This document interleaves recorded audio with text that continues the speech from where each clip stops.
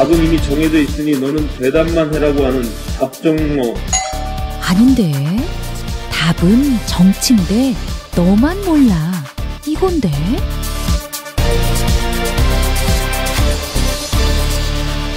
국민보좌관 김성회의 답정너.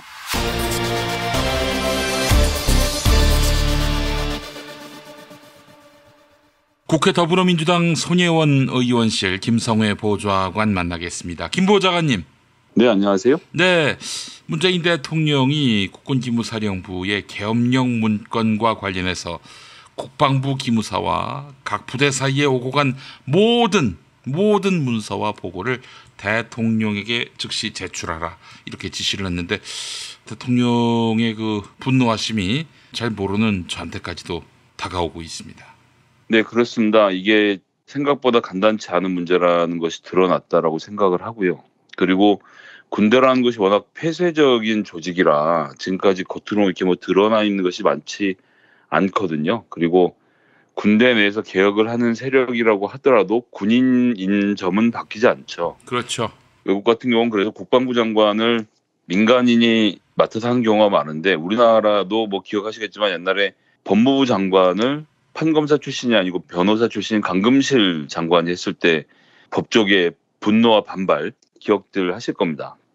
지금 아직 그런 지경으로도 못 와 있는 상태이거든요. 국방부는. 예. 법무부에 비해서도 한참 좀 뒤처져 있고 이번에 조사 과정에서 드러나지만 사실 군 검찰이라는 게 존재할 이유가 별로 없습니다. 기밀이라는 것은 기밀 관리를 하는 사람들이 전담하면 되고 사법 경찰이 있고 검찰이 다 있는데 군대가 따로 이 검찰을 두게 되면서 요즘 무슨 문제가 생기냐면 이제 육사 출신이나 해사공사 출신의 요원들을 로스쿨에 보내서 법관을 만들어요. 그래서 다시 군 법무관으로 불러들이는 경우가 많거든요.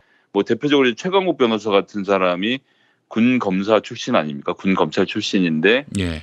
이런 분 같은 경우에는 본인이 학교를 다니다가 군 법무관이 돼서 군대에서 활동을 하다 이제 민간인으로 나간 경우인데 이제 이런 경우들도 점점 줄어든다는 거예요. 그래서 대부분의 경우가 군 출신, 육사, 해사, 공사 출신들이 점점 더 많아지고 있고 그런 사람들이 검사, 그런 사람들이 판사, 그런 사람들이 같이 변호까지 맡아서 지금 진행하는 거 아닙니까? 물론 해군과 육군이 다르니까 제대로 된 조사가 이루어지겠지 싶지만 그것은 내부에서 부르고 밖에서 보기에는 사실은 다 군인이라는 한 가족이라는 점에서 크게 차이가 없거든요. 예. 그렇기 때문에 저는 이번 수사가 좀 지지부진한 점이 있었기 때문에 대통령이 이렇게까지 격노한 것 아닌가. 예. 부대사에서 오고 간 모든 문서와 보고를 대통령에게 제출하라. 이런 일은 정말 웬만해서는 없는 일이거든요. 대통령이 그 한마디로 이 일선 부서들을 불신한다라는 얘기 아니겠어요? 너희들이 이 제대로 하지 못했기 때문에 내가 다 들여다봐야겠다. 이런 의지 아닙니까 한마디로? 지금 관련해서는 제 기억으로는 문재인 정부 탄생 이후 처음 있는 일이 아닌가 싶은 생각이 들고요.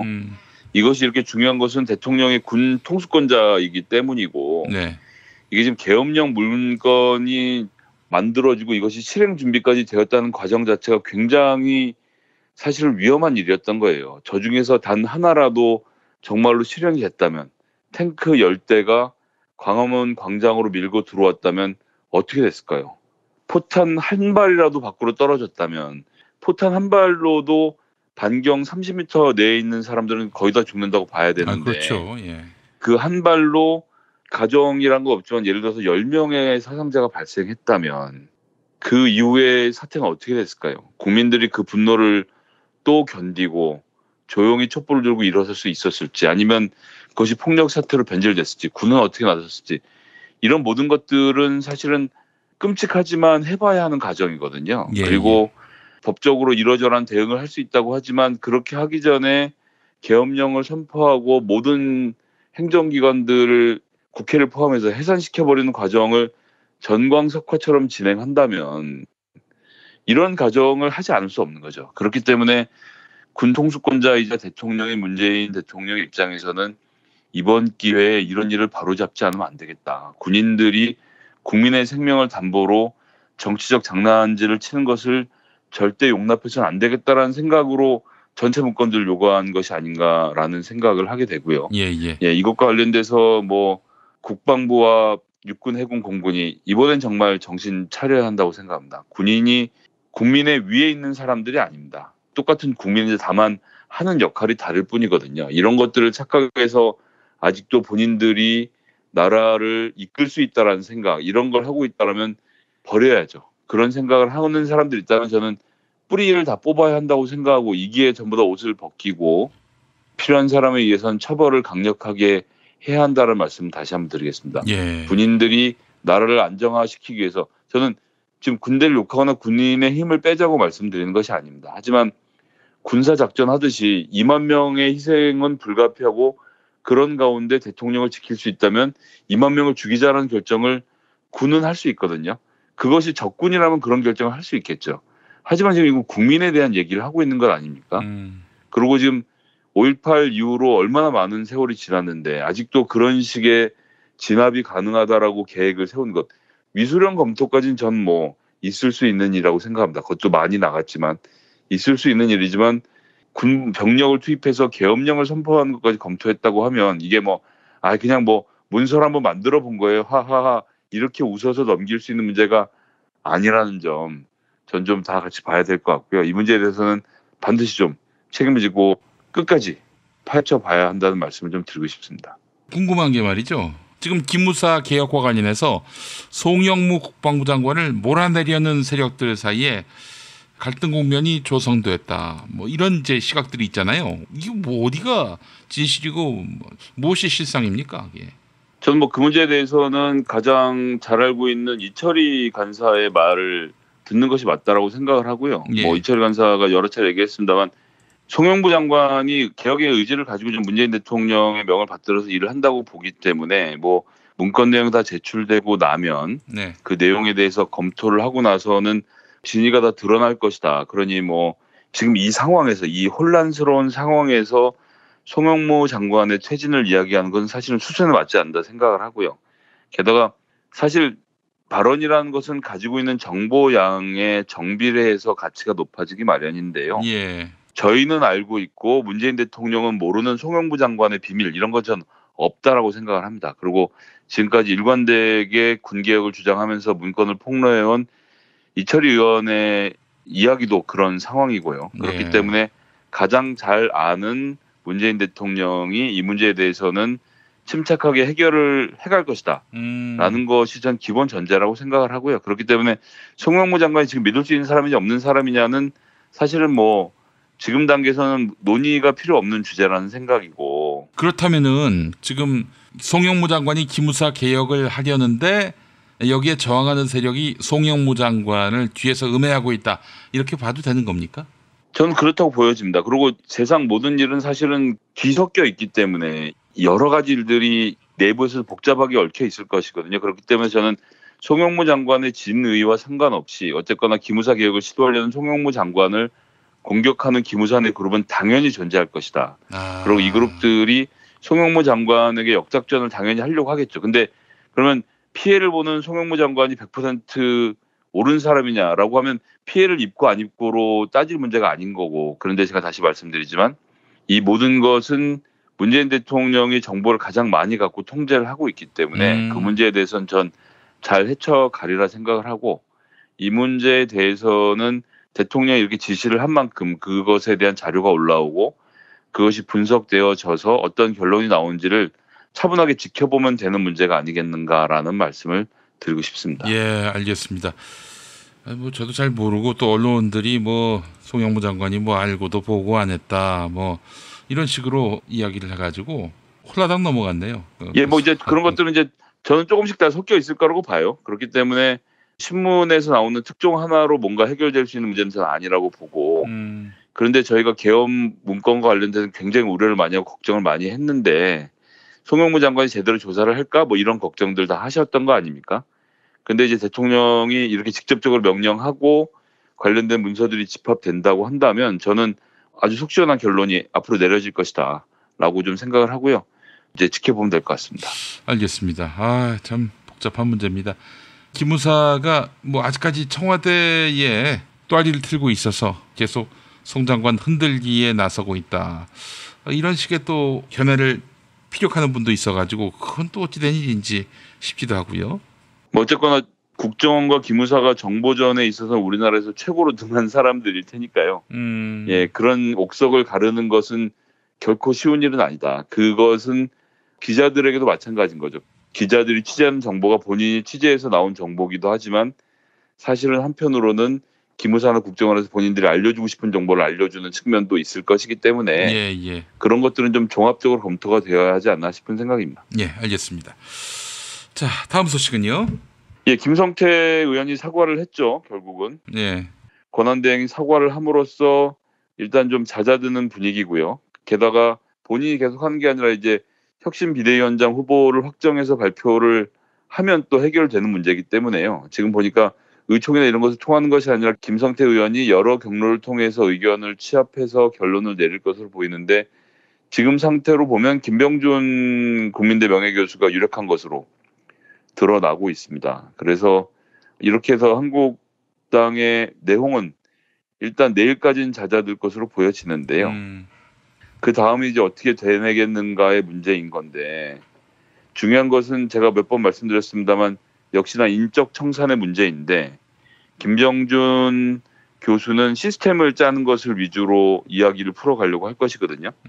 그래서 지금 보수정당의 문제점을 거시적인 차원에서 지적을 하고 그런 상황에서 민주주의가 제대로 이루어지면 이러한 과정을 거쳐야 한다라고 이야기를 할 것으로 예상이 됩니다. 본인 뭐 꾸준하게 해왔던 주장도 있고 한 1년 전에 낸 책에서도 주장하는 바가 있는데요.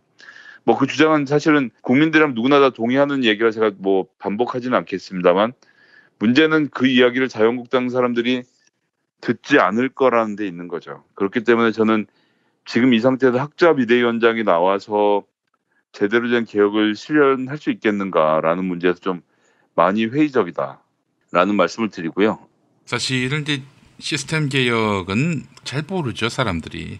뭐 어떻게 돼가고 있는지도 모르고 시스템이야 가장 잘 아는 사람들은 바로 당사자들일 텐데 당사자들은 그 시스템 개혁하는 것을 막으면 너무 표가 나니까 시스템 개혁을 못하도록 혁신 비대위를 흔들 것이고 이렇게 흔들리다가 혁신 비대위가 뭐 이도저도 못하게 되면은 결국에는 또 신망을 잃게 되고 당내 힘을 잃게 되고 개혁은 물 건너가는 거죠. 그래서 저는 사실 혁신 비대위가 진짜 뭔가 크게 역할을 하려 한다. 뭔가 크게 판을 짜려 한다. 그런다면은 들어서자마자 과감한 인적 청산을 해야 한다고 생각을 합니다. 아니 인적 청산만큼 확실한 개혁 의지 표명이 어디 있어요? 김진태 같은 사람 축출한다든지 대표적으로 국민들에게 지탄을 받고 있는 이런 인사들을 초장에 정리한다면 저는 앞날이 가시밭길만 있다라고 말하진 않을 것 같아요. 근데 시작부터 내내 휘둘리고 또 짓밟히고 조롱당하면요. 뭐 갈 길을 못 갑니다. 이게 1년밖에 시간이 없는 거 아니에요? 저는 1년 가지 않을 거라고 보고요. 일단 뭐 김진태 의원 말씀하셨는데 김진태 의원은 법사위에서 밀려난 것 가지고도 아군 저격수를 빼버린 것이라고 강하게 항의를 하면서 김성태 원내대표를 비판하면서 나왔거든요. 그래서 법사위를 물러나서 정무위원회로 가게 됐는데 아유, 잘 됐네. 위원회를 옮기는 것 가지고도 이런 정도의 문제가 생긴다고 하면 앞으로 저는 뭐 다른 일은 더 크게 벌어질 것이라고 보고요. 지금 잘 됐다고 말씀하셨는데 오늘 뭐 상임위 관련돼서는 시간이 많지 않아서 다 말씀 못 드리겠는데 재밌는 것만 몇 가지 좀 말씀을 이어서 좀 드리겠습니다. 법사위 말씀하셨으니까 법사위에 전투력 만땅의 의원님들이 많이 들어가셨습니다. 대표적인 의원들 한 3분만 저희가 불러드리겠습니다. 이은재 의원. 아이고 세상에. 그다음에 환노위에서 명성을 떨쳤던 이완영 의원. 그다음에 이제 장제원 의원. 법사위를 어떻게 운영할지를 아주 잘 보여주는. 위원장은 여상규 의원이 맡았고 간사는 김도읍 의원이 맡았고요. 그 외에도 정가뷴, 주광덕 의원이 더 들어가 있는데요. 이게 지금 자유한국당의 법사위 구성안입니다. 수가 적어서 뭐 이렇다 할 뭔가의 파이팅은 쉽지 않겠다는 생각도 드네요. 그렇긴 하지만 뭐 이은재 의원 같은 사람이 한둘이 있으면 분위기가 망가지는 것은 순식간이거든요. 그에 비해서 저희 같은 경우는 송기현 의원이 간사를 맡고 백혜련, 표창원, 금태섭, 박주민, 조홍천, 이춘석 의원이 들어가서 뭐 전투력들은 다 일당백인데 워낙 점잖은 사람들 위주잖아요. 이렇기 때문에 저는 이은재 의원의 생때 이런 것이 벌어지면 이 문제를 어떻게 좀 해결해 갈 수 있을지 사실은 좀 걱정이 되는 측면이 많이 있다는 말씀을 좀 드릴 수밖에 없겠네요. 예, 알겠습니다. 그나저나 이완영 의원은 재판받고 있는 중 아닙니까? 1심에서 의원직을 잃게 되는 형을 받은 걸로 알고 있는데. 예, 뭐 어쨌거나 재판이 끝날 때까지는 의원을 하는 것이 앞으로 뭐 최소한 6개월 정도는 더 걸릴 테니까요. 그때까지 버티면서 법사위의 개혁을 가로막는 것만으로도 저는 뭐 충분한 역할을 할 것으로 보이고. 뭐 사실 이제 검찰 수사 단계는 끝났으니까 뭐 상관없다고 볼 수도 있겠지만은 사실 법원도 상대하잖아요. 네, 그렇긴 합니다만 뭐 사실은 판사들이 법사위원들의 영향을 특히나 지금 같은 상황에서 많이 받지는 않을 걸로 보여서 좀 뭐 그런 걱정은 좀 상대적으로 적은데, 저 같은 경우는 판노위를 할 때 특별 고용 노동자들의 산재 보험을 가입하는 문제를 판노위에서 그것을 심지어는 새누리당 의원이 발의한 법안을 이완영 의원이 끝까지 반대를 해서 되게 어렵게 통과를 해서 법사위를 갔는데 법사위에서 권성동 의원이 뭉개서 결국 통과시키지 못했던 전례를 떠올려 보면 이은재 의원이라든지 이완영 의원 이런 한두 사람이 미칠 수 있는 영향은 전 생각보다 굉장히 크다라는 것이 뭐 걱정이면 걱정이고요. 뭐 어쨌든 법사위가 키퍼의 노릇을 하기 때문에 저희가 지난번에 얘기했던 요것과 관련돼서 법사위를 어떻게 개혁할지에 대한 문제들을 빨리빨리 논의를 해서 진행하는 것이 필요하겠다는 생각이 계속 들고 있습니다. 한 군데만 더 설명드리면 정보위는 이은재 의원이 간사를 맡았어요. 그리고 그래요. 김성태 의원, 김도읍 의원, 한선교 의원이 들어가서 국정원의 정보위 개혁도 사실은 좀 여러 가지로 난항을 겪게 되지 않을까라는 걱정을 하고 있고요. 우리 당 같은 경우는 홍영표 의원이 같이 이제 원내대표로서 맞서고 있고, 이인영, 전해철, 김태년 의원 등 뭐 선수들이 들어가 있고, 특히 정보위에 능한 김민기 의원이 간사를 맡았기 때문에 뭐 전 방어를 해내는 데는 부족하지 않을 것 같지만, 어쨌든 양 상임위가 전부 다 공격이 워낙 지저분할 것으로 좀 예상이 돼서 그런 것들이 좀 걱정이 된다는 말씀을 드리겠습니다. 예, 알겠습니다. 김성회 보좌관님 오늘 말씀 잘 들었습니다. 네, 감사합니다.